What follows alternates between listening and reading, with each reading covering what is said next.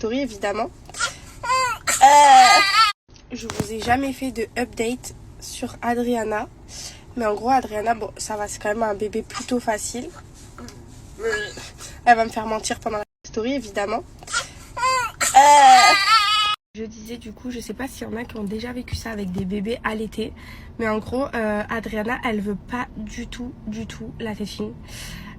Du coup ça fait qu'en fait elle a besoin de succion plus, ce qui fait que du coup elle veut le sein tout le temps. Donc des fois je la mets au sein, sauf que je la mets trop au sein parce qu'elle demande trop de succion, sauf que si je la mets pas au sein elle hurle, ce qui fait que c'est un cercle vicieux parce que sur le moment ça l'apaise, mais après forcément elle a mal au ventre parce qu'elle mange trop, parce qu'elle mange pas forcément à des moments où elle a faim, parce qu'elle veut le sein juste pour téter, juste pour la succion. Donc en fait c'est une galère.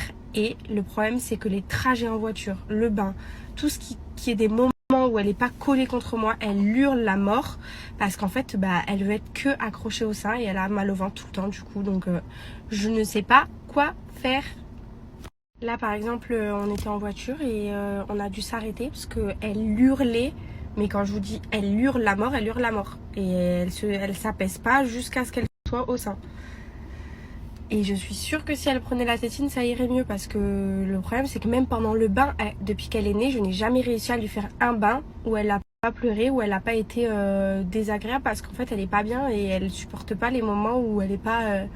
même pas que au bras, parce que franchement, dans la poussette et tout, elle dort. Même quand on la pose, elle dort et tout.